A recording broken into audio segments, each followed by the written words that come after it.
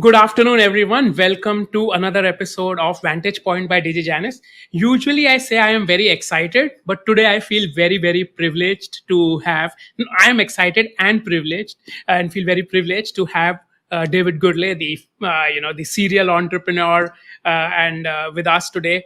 If some of you by chance don't know, you were living under a rock who he is. So I must tell you, in your lifetime, you have used at least one product that has the DG, as we call him, mark on it. So he has had a very, very illustrious career. He has impacted products like Skype, Elkon Messenger, Skype for Business. He was the founder of the Wall Street's favorite messenger, Symphony, which is a unicorn in itself. And now he's started, his journey 3.0 as an investor, and he is up with a new venture. So we'll talk all about this. With that, I want to pass the mic to David. David, welcome to the show.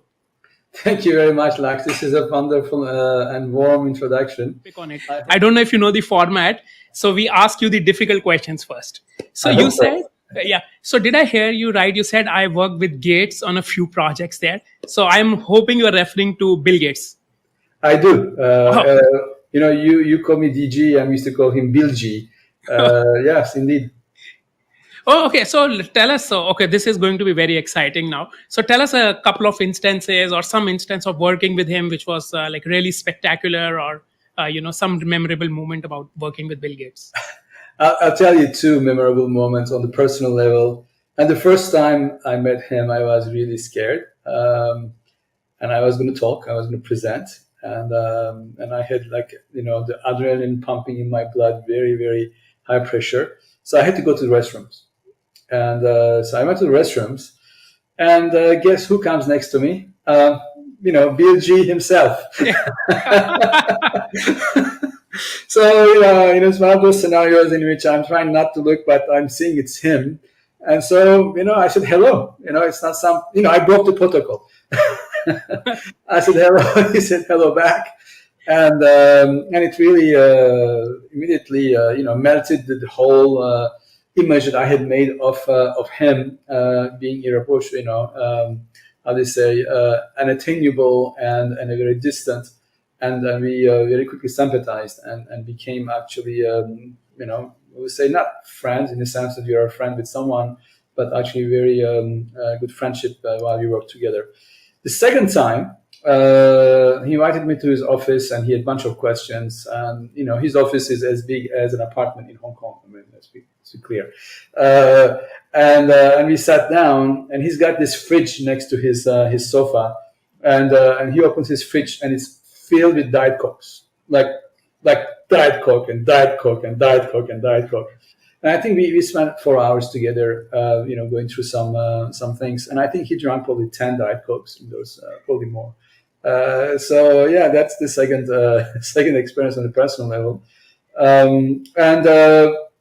mean, as a person, before we talk about the projects, I've never come across someone so curious, so intense, so open-minded, at the same time, so unforgiving as Bill Gates. It really, you have to be at your best when you interact with him. So these three key takeaways, I hope, helps you to frame the personality I had to work with for several years. Yeah. No, absolutely. And when we come to Symphony, I will share something very delightful with you, which you don't know about till date. So, which is pretty similar. So that is absolutely amazing. So David, I see how, you have had three, big instances in your life. Instance one, when we were in communication, Skype, Elkon, etc.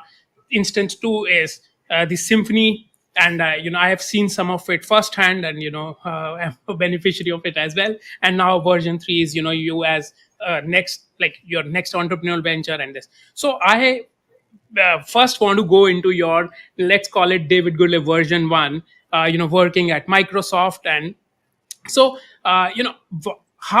walk us through that journey. How did you end up at Microsoft, and what were you working at that point of time? Yeah, it was, the era that we are talking about is year 2000s. That's first of all, that's kind of the era we are talking about. Late 90s and early 2000s. And that's the era of telecom, right? We are today in the era of crypto, and before that, the web, before the internet, but that was the era of telecom. And during that era of telecom, all big equipment manufacturers and operators were trying to control the infrastructure, not for voice, because it was actually already under their control, but for data. And so I worked in that universe. And I realized that in the early 1990s that the internet was going to become the new network, not what we were building as telecom operators, but I would say, the data manufacturers, data equipment manufacturers were building as the next generation network. And so once I realized that, I thought that the voice as we transmitted normally will be replaced by voice over IP, or what we call internet telephony. And I jumped on this opportunity and wrote a bunch of papers and ended up writing even a book about it. And so that the future of telecommunication network will evolve into what we call IP communications, or internet protocol communications. But I was very frustrated, where I was, because Microsoft, who controlled the endpoint, and was not getting into this vision. They were not building the right solution. They were not distributing the right solution. And I knew what was the right solution. And so I already knew, obviously, a bunch of colleagues at Microsoft, and they knew who I was. And I said, you know what, I wouldn't mind coming to work for Microsoft. And they said, oh, really? You would like to come for Microsoft? I said, yeah, I mean, it would be really interesting. And so so I eventually interviewed and got a few job offers there, and eventually took the network team offer from Windows division. And that was really the right space, because it was the core infrastructure. And then I had to convince Bill Gates, who we talked about early on, that Microsoft had a role to play in the telecommunication market. And something magical had to happen for Microsoft to take over control from the Cisco's, the Avayas at that time, Lucents, and then obviously all the telco operators. And we'll talk also in what we call the 3.0 version of what I'm doing in distributed computing later. But the power need to move from core to the edge. And Microsoft needed to control. Microsoft already controlled the edge, while the telcos control the core. And so we need to move the power to the edge. And for that, there is a very, very important technology called SIP, S-I-P, called Session Initiation Protocol, that I saw as the protocol that will give power to the edge. So in other words, to Microsoft. And so I lobbied, I did everything I could to make SIP the telecommunication standard during those years, early year 2000s, with Microsoft having a full implementation of it in Windows. So suddenly, all computers running Windows had SIP on it, wow, that protocol. And that was huge, because it suddenly made that protocol the de facto standard in the industry. And so from there on, the power game shifted from the telecommunication folks to the computer and, I would say, internet working data folks. So the power has shifted progressively, and we move to this decentralized world in which today we do this video call and on the internet without paying anything more than our access network, or you do your WhatsApp call and etc. Yeah. So that project was, I spent 5 years of my life at Microsoft building this up, and I had the opportunity to participate into this change of the industry, and which we are still benefiting from today. No, absolutely. That is a wonderful story. That how this is what Clayton Christian would call disruptive innovation. Late Professor Clayton Christian. So absolutely, David. So Skype I think there would be nobody today on this episode who hasn't used Skype today. I'm assuming that. What made Skype such a special product? I mean, so it's very interesting because when I was at Microsoft, we launched Windows Messenger, so the WhatsApp of that time. Yeah. With audio, video, data sharing, obviously messaging, etc. And so it had all the bells and whistles. But we weren't getting lots of usage, and the reason for that was that as the internet grew and grew very very fast, we ran out of addresses, like the actual address to identify a device on the network. Oh wow. And with that, as we ran out of that, we invented something called a NAT, N-A-T.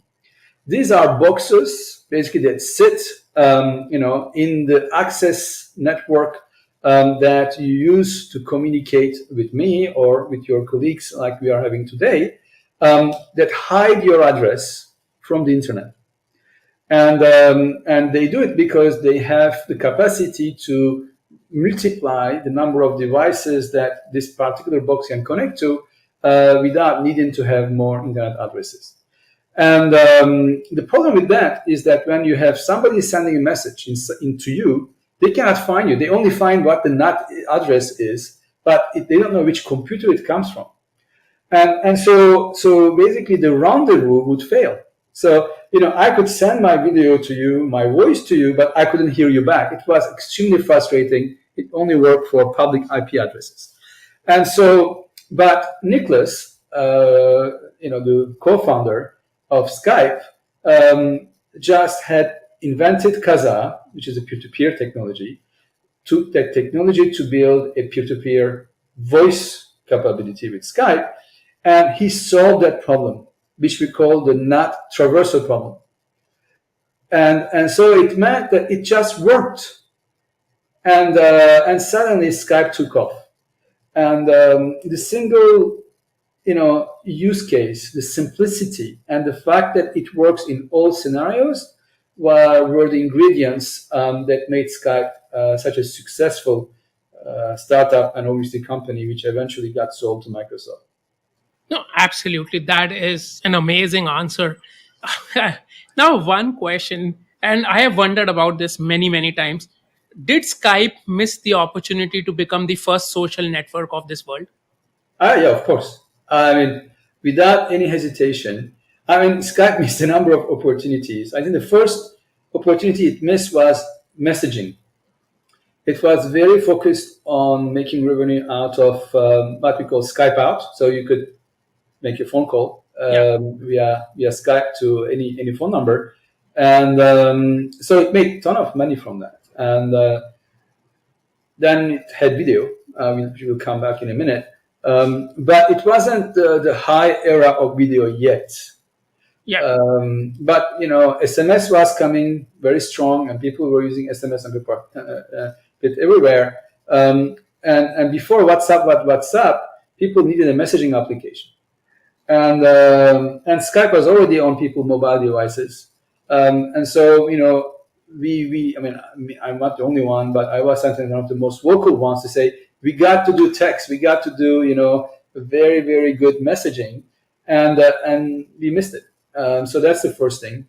The second thing that Skype missed, and we'll stop there because I'm sure that there are others, was before Zoom we all Skyped each other. Absolutely.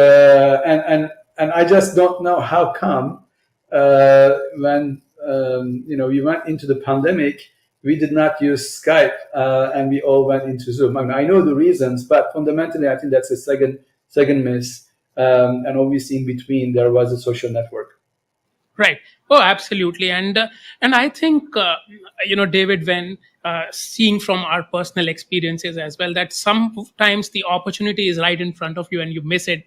And one of the reasons I was very, very scared to text on Skype is because you receive back messages on every place where your Skype is open. So if you had like one personal computer and you had it on your phone, and you were Skype texting people, your parents could open up the computer and read all those texts Thankfully, nothing untowardly happened on Skype for me. But that You I don't know know. that. You actually don't know that. Maybe something happened and something is going to emerge one day. Yeah, maybe because my parents started treating me as more mature, so maybe they ran through some conversations before they were deleted. So absolutely. And this is fantastic. Thanks for walking us through this. Now, one of the very, very interesting parts of your journey is when you moved from Skype and you went into to do the Icon collaboration, and also called as Icon Messenger. So what made you take that journey? Just to set the sequence correctly, so Microsoft first, Thomson Reuters, and then Skype. Let me Right. tell you the journey from Microsoft to Thomson Reuters. I mean, at that time, it was called Reuters and became Thomson Reuters and eventually Refinitiv, LSE. So one of my customers was Reuters, and Reuters needed a counteroffensive against Bloomberg, which started to dominate in the fixed income market the information terminals. And they came up with Bloomberg Mail. It was a mail capability, but a very closed system, very rudimentary mail capability. But nevertheless, it connected the right people with the right information. And so Reuters started missing that capability in their technology, and they came to Microsoft. And I still remember, there was this email from, the Tom Glosser, the CEO of Thomson of Reuters at that time, sent a message to Steve Ballmer, the CEO of Microsoft, and then Steve Ballmer forwarded this message, and then Steve, when he himself writes messages, is full of typos and extremely short, you need to really decode what he said, okay? And I decoded it as deal with it. So it was like tiny line is deal with it. So then I replied to Tom Glosser and said, we could do this, we could do that. And we became supplier to Reuters of messaging capabilities. And a year later, they came to hire me. And I said no. A year later, they came back and they said, look, we absolutely need to get you the company, because the company needs to change, and we are looking to bring new blood, come and live in New York and have an experience. And I left eventually and joined Reuters to run what we call Reuters Collaboration Services, and the product is Reuters Messaging, and then Icon Messenger eventually that actually because you've been there. So when you came into Thomson Reuters or Reuters at that point, so what were the first few things that you looked at and you said, this needs to change? Culture number one. I mean, I don't think people understand the intensity of working for a high-tech company like Microsoft, or maybe, or startup, or I would say probably Facebook, Apple, and Google are the same. And what I mean by intensity is that there is no end to it. The end to it is when you're tired and you can't type anymore. And so I came to Reuters and I found the Wall Street culture. I mean, not the trading culture, which is very intense, but more like the rest who supports the trading functions. And I felt like I was on vacation every day. I was used to 80-hour week, sometimes 100-hour weeks with absolutely no stop for months at a time. And then here I am, at 4:50, the entire floor is gone.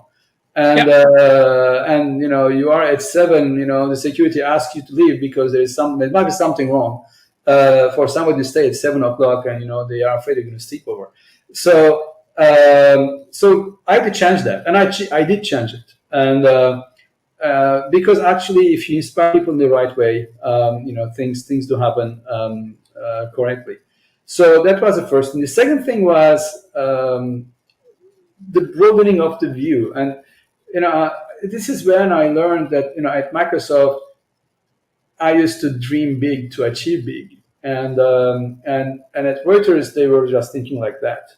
And well, if you think like that, it's very hard to do this. And so for me, I realized very quickly that we need to change the perspective of what we were building, and broaden our ambition. So with these two fundamental, I would say, contributions, we managed to accomplish many impossible tasks. And so, David, and there is a lot of similarity between what is now Icon Messenger and Symphony. So what did you feel was missing at Icon Messenger, and that led you to the journey with Perzo and Symphony? We'll come back later on to Symphony, but here's what happens, Laksh. Wall Street is a very unique ecosystem. The financial institutions really wanted an alternative to Bloomberg. They all wanted to have a separate, independent solution to exchange information and have conversational workflows, among each other. And I built that. And the technology was actually good. The product was actually good. It was really working. But strategically speaking, they were not buying it. They said that we don't want to go out of the frying pan into the fire, basically. If we adopt massively Reuters messaging or Icon Messenger, its latest name, then we're going to move from Bloomberg to Thomson Reuters. And that's not strategically okay with us. And so they came, and Goldman Sachs was leading these conversations with us, said, why don't we spin off, David's team, and we'll fund it independently. And then we can go from there, move kind of our user base to this messaging application, because it will be neutral, it will be independent. And so we worked on this for some time, built a plan and presented the plan, and the Reuters board rejected it. That was a huge blow to me. And eventually that's what triggered me to go to Skype. And then eventually, helped Symphony to become basically what it was supposed to be back then. So the similarities obviously are there because on the product perspective, but it's pretty much where it ends, because it's the governance, it's how it was operated, how it was built, that made the big difference between Icon Messenger and Symphony later on. So, absolutely, and this brings us to a very exciting point. So, which is the what we call as the version 2 of your journey, or part 2. And so after Thomson Reuters, you went back for Skype, and then Skype went back to Microsoft. Yeah. So how did the Perzo journey happen? And so for those who don't know, Perzo was the starting platform or the company for Symphony. So what was the thought process behind starting Perzo Inc.? Well, after about 2 years at Skype, which went back to my former Microsoft team, so I wanted to take time off, and I did take some time off. It was the first time in my life I took real time off. And I received a bunch of CEO offers, executive offers. And I took actually one, went to Avaya for a few months. Then I realized that actually I had this entrepreneur, thing in me that it needed to be recognized, and it needed to be addressed. And I was in the heart of Silicon Valley. I was in Palo Alto, surrounded by all these companies and founders. And so I said, okay, you know what? Let me do things on my own, as opposed to being part of a big company. It was a tough thing to do, but I eventually, with the support of friends and family, I managed to escape from my own fears and make the jump into the entrepreneurship. So Perzo originally was going to be an encrypted messaging application for individuals. I mean, that's really what I wanted. I wanted to protect the privacy of end users, and I wanted to make sure that nobody could pry on them. And the essence is what it was. I had no idea, actually, at that time, that the choices I have made in the technology of Perzo will be the reason why Symphony will be born. A year later, when the product was out, and I raised $1 million to kickstart this, I got 4 acquisition offers. So, I was astounded how quickly things have come, because I felt that it was absolute. I wasn't finished. I just barely started, and um, and one of those acquisition offers was from Goldman Sachs. And Goldman Sachs said, "Look, we love what you are doing.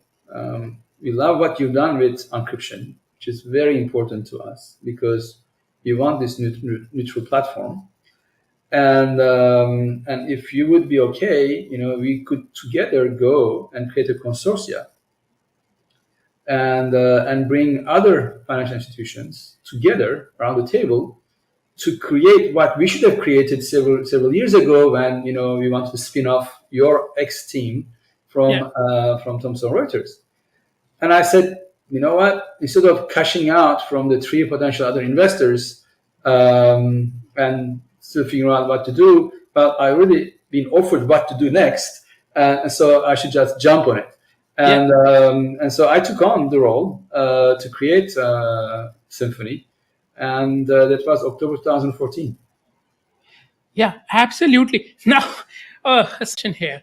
So you had just started. So we are talking about 2014, right? And you started in 2012. So you are 18, 20 months into the journey.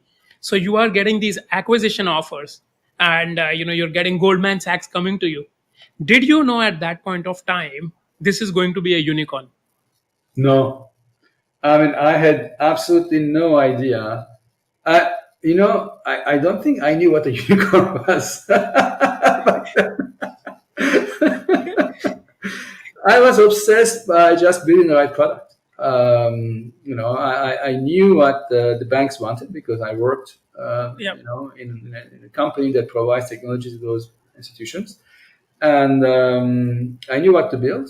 I knew what they will like and reject, and so I just put myself at it at 100%, and then iteration after iteration, fundraising after fundraising, we start seeing obviously the rise in our valuation. I don't know, it was the third or the fourth round. We just went above 1 billion, and it happened like this. It didn't happen like, oh, I planned this, and in this amount of time, this is where I'm going to get to. It happened because I think we did the right thing, and we were there at the right time.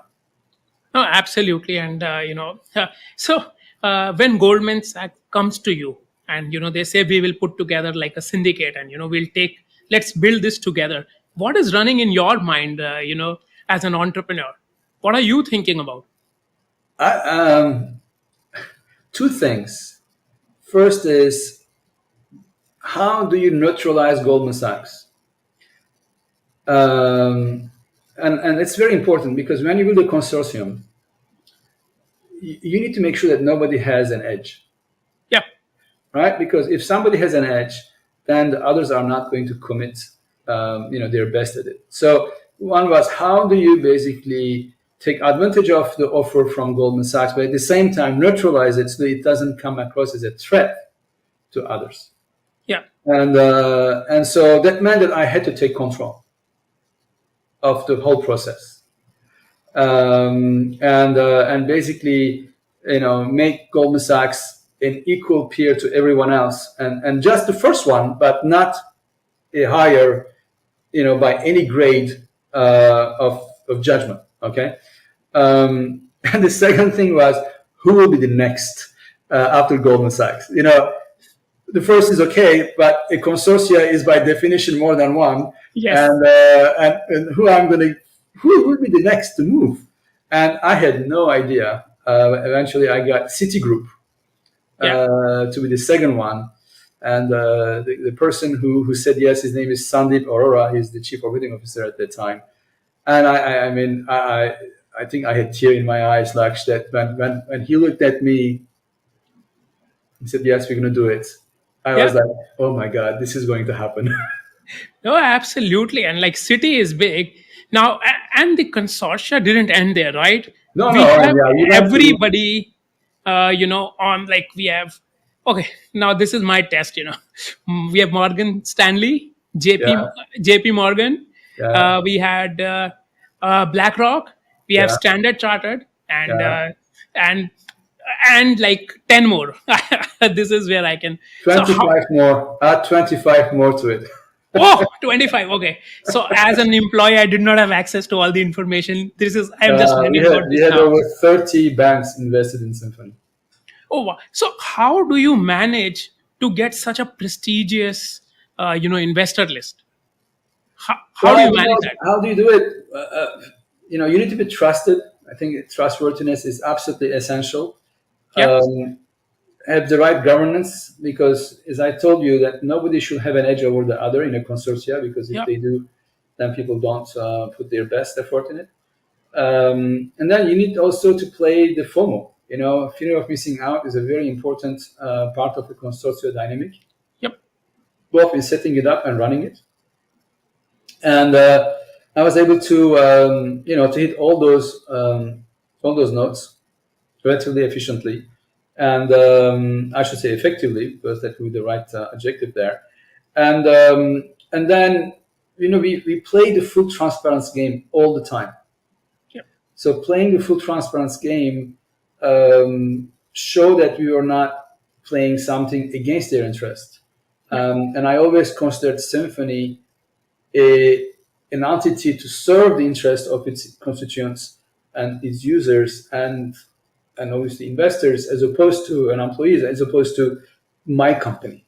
And I felt that I am blessed to have their trust, and by all means, at all costs, I should never betray that trust, and No, that helped a lot.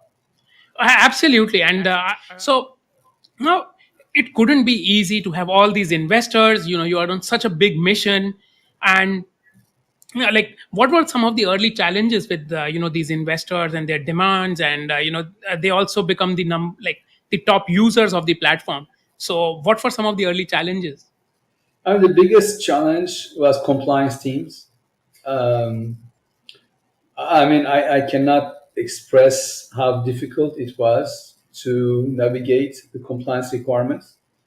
I think that's the reason why Symphony is just so sticky, Yep. because, I mean, on average, for large institutions, it will take us 2 years. I'm Yes. not kidding, okay? This is not a joke.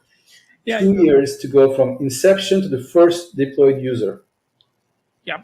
And after that 2 year process, the vendor management team and the people who will have supported us through that process will come to me and say, David, we are so glad we went through our acquisition process. We are never going to repeat this for another vendor, because it's just Yeah. so painful, both for them and for us. Regulations are very, very strict in financial services. People underestimate that and don't understand the implication of the burden that it imposes on those firms. And so that was the number one challenge. The number two challenge was Microsoft, and my former product. So I was fighting against myself, against Skype for Business, and it was important to distinguish Symphony, Yeah. not just being another messaging tool, and we did eventually, but it was certainly a challenge that we had to overcome. At any point did you feel like we should call Bill Gates and get like a deal brokered, or anything? Did something like that happen? No, financial markets and the capital markets, which we are obviously addressing, which is roughly 1.5 million user, is a very, very small market for Microsoft. It's tiny, tiny, and Yep. Microsoft licensing model is relatively simple. An enterprise buys a bunch of Microsoft software within which messaging like Skype for Business is embedded, either in the price or it's for free. Like Microsoft Teams is for free if you buy Microsoft Office 365. Yep. And so which basically means that the enterprise buyer, not user, the buyer doesn't have a choice.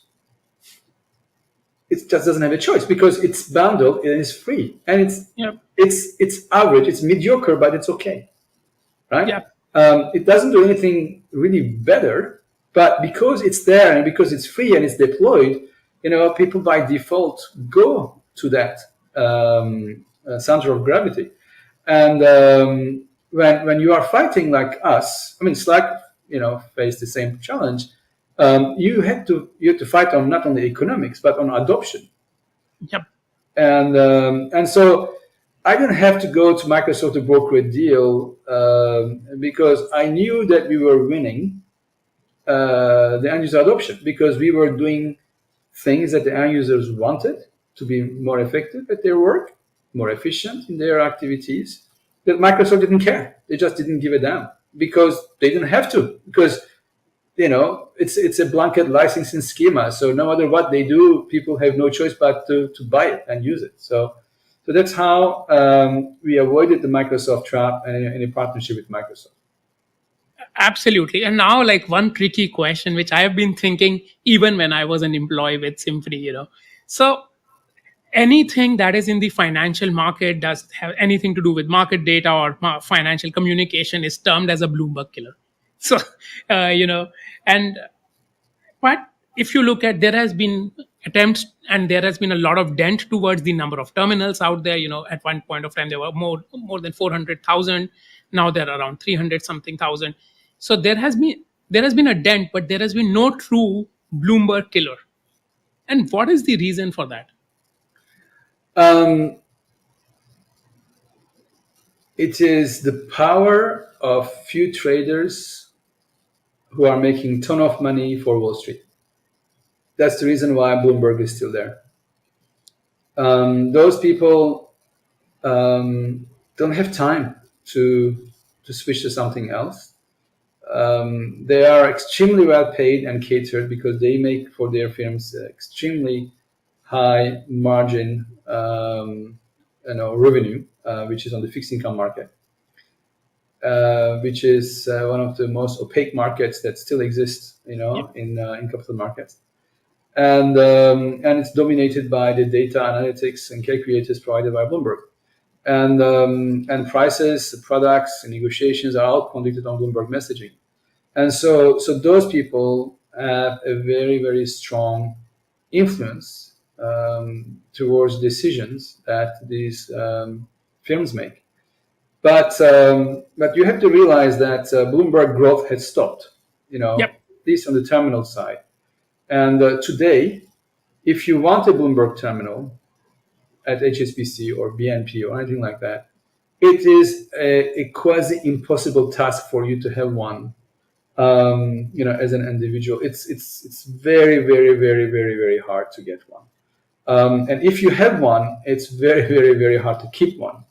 And so I think, the shrinkage happened, and we caused, I would say, the biggest shrinkage to Bloomberg terminal dominance, because a portion of the Bloomberg terminals, a large portion of Bloomberg terminals, after data analysis run by our customers, demonstrated that many Bloomberg messages were just internal messages, not towards their customers.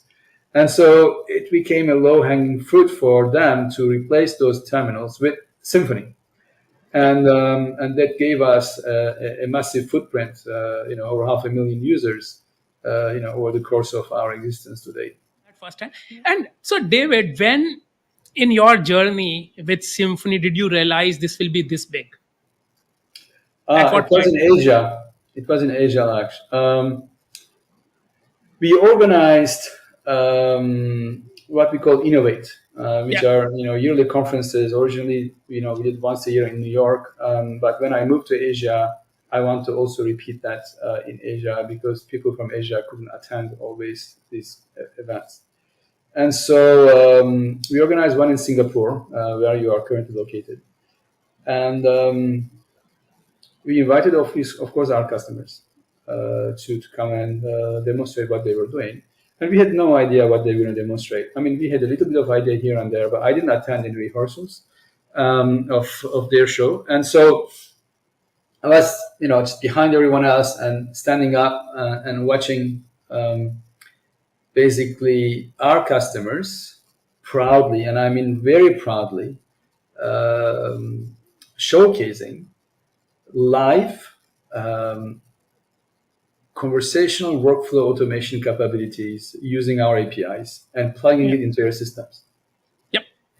So from portfolio manager on one end to the execution person, on the sales side on the other end, and the entire, mid office, back office, I would say, workload to handle those transactions in the middle.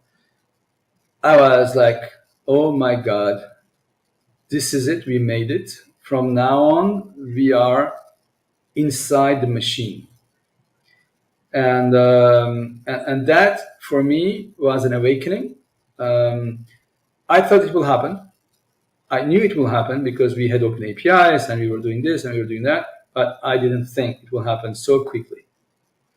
And that really consolidated and gave us our position and gave us a big stepping stone to grow and grow and grow.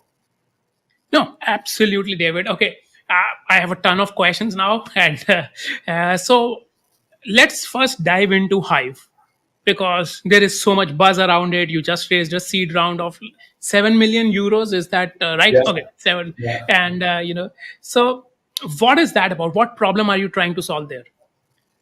Well, there is this value chain of computing that exists today, in which um, five companies control the way data is stored, processed, and the way the computers are run. And they are doing it on this very resilient network that we call the internet, in which the power is equally distributed. But the way the applications that are used every day by you, me, and billions of others are done in a very old-fashioned mainframe model. I call this model very asymmetric, in which the power is in the hands of extremely few, like a handful of companies, Yeah. and without an explicit approval of the people that they exploit for their business ends. And I think that is a value chain that is unfair. It's inequitable. It causes damage to our planet. And while there are other ways to accomplish not only what they do, but to do it in a far more efficient way and much cheaper way. So that's the rationale behind Hive. And Hive, in just one sentence, it's a peer-to-peer distributed cloud. It's a cloud because there are billions of computers that are available around us today, in which their capacity is massively underused. Those computers get upgraded, every once in a while to be faster, better, and yet we continue to use less and less of that capacity because everything is done in the cloud. Yeah. And it is distributed because those computers are all around the world, all around us, and we should take advantage of them rather than let them sit doing nothing while consuming power. And it's peer-to-peer because peer-to-peer technology has matured massively over the coming last 20 years or 25 years. Yeah. And that's where I did my Master of Science, Computer Science thesis, and I've seen the journey of maturity there. And so I want to bring this to the end users from all around the world, and give us a alternative way of operating and building a cloud and operating a cloud. Absolutely. No, David, that is a wonderful vision, and we have had. I've heard some conversations not had with you directly where cloud computing bills for some of the startups were insane, and so I think that was what you were referring to when you said there is an asymmetry there. Why? Now, peer to peer is an established technology. It is getting better, but it has also been established for a while. Why has nobody else looked at this challenge in this way? It honestly, it baffles me. That's why nobody did. Um, But I think, once you have a momentum in a given solution, client server computing and the cloud computing, um, it was much easier to use this technology than try to fix the issues of peer-to-peer around the time in which both coexisted. And I mean, I would say in an equal fashion. So once that train left the station and it started gaining speed and a massive momentum inertia, it was very hard to stop. It's a very, very hard to stop still. And it will take an incredible amount of time, for us to be mature with Hive, but also for those things which are running on the cloud to move away from the centralized cloud. So I think that's one element. And then the second element is that, if something works, why break it? It's an important philosophy in life.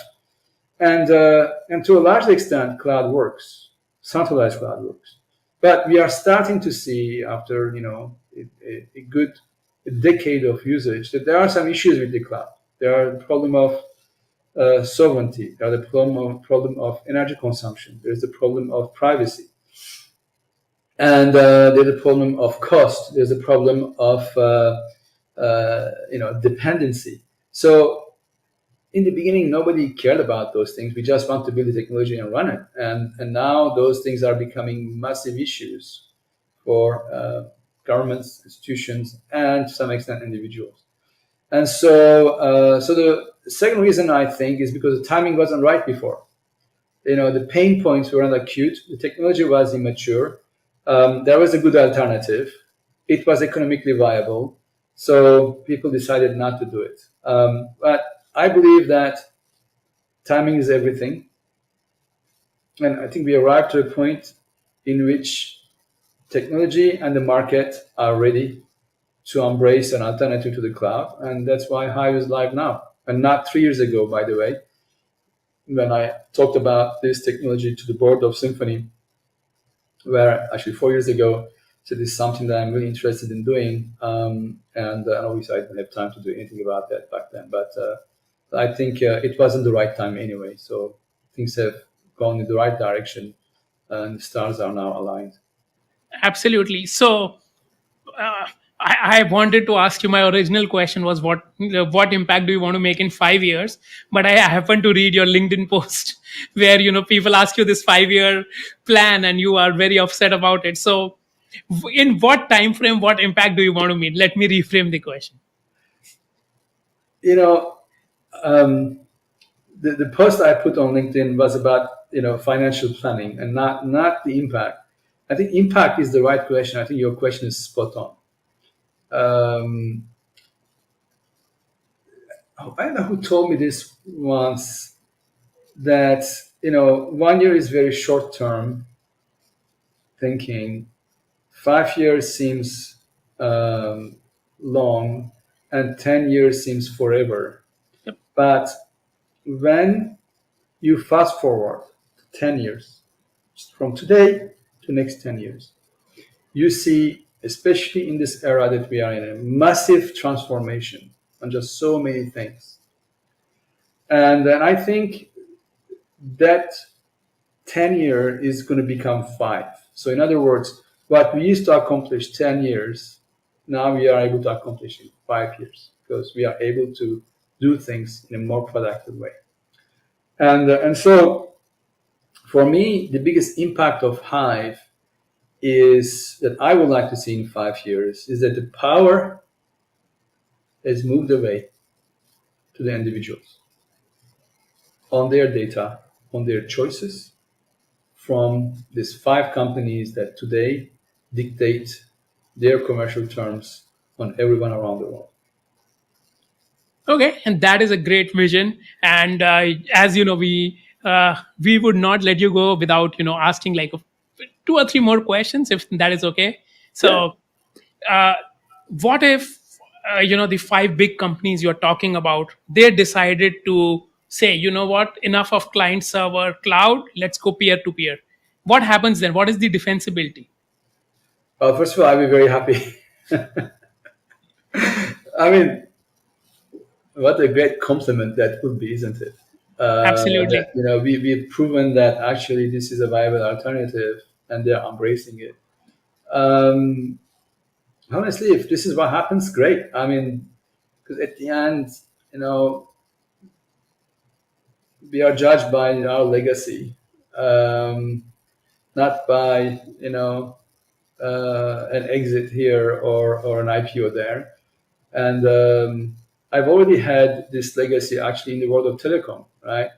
Um, and I feel really great about the fact that I walk down, downtown Hong Kong, and I see people, FaceTiming or WhatsApping each other on video. And I knew I played a big part into that, and I didn't, not, I mean, I didn't gain any personal benefit from it, other than the fact that I see these people using technology I worked on for so many years, and so.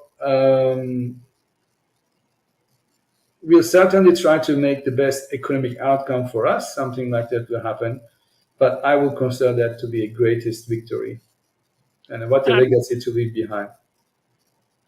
David. Now, and one last question. It is you have been a serial entrepreneur. You built a unicorn.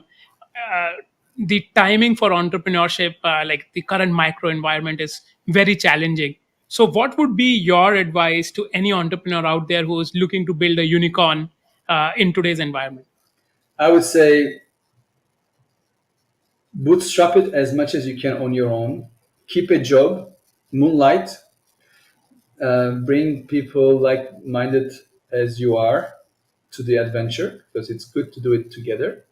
More productive and more pleasant. And get ready when you have the product more or less mature or the idea more or less mature to face the investment market when the times are right. And don't despair. There are always cycles. There are ups and there are downs. And the essence is keeping at it in an obstinated way. That, so thank you so much. That was an amazing answer, David. I must say, as I said at the start of the episode, this has been a privilege. We've worked together. It was a privilege back then. It is a privilege now, and I'm really rooting for you, Symphony, and Hive to all become super successful. As we move forward. Thank you so much for joining us this afternoon. Laksh, thanks for having me. It was really fun, especially in this setting where we exchanged all these stories. And looking forward to the outcome of this and interacting with the audience. Thank you so much.